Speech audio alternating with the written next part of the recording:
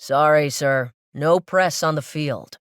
The man sized up Sean quickly, flashing a way too white smile, the wind ruffling his perfectly coiffed blonde hair.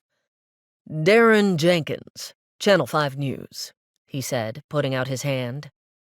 Sean ignored the reporter's hand and looked at him pointedly.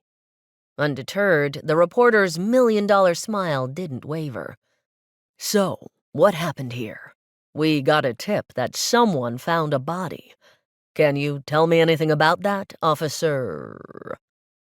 Sean didn't offer up his name. Frowning, he snapped, "The police chief will release a statement later today. Until then, I'm afraid there's nothing I can tell you." Why were reporters so slimy?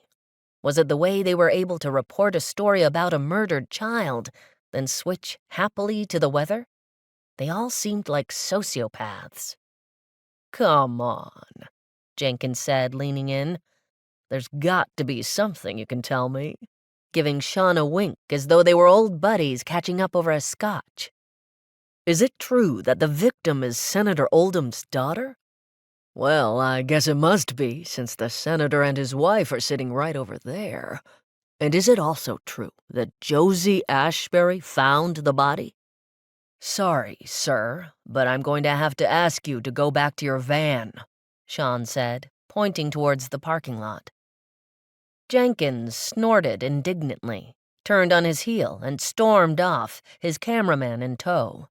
Sean watched him go, shaking his head incredulously. When he turned back, he could see that Amber's body, now fully zipped into the body bag, was now on a stretcher.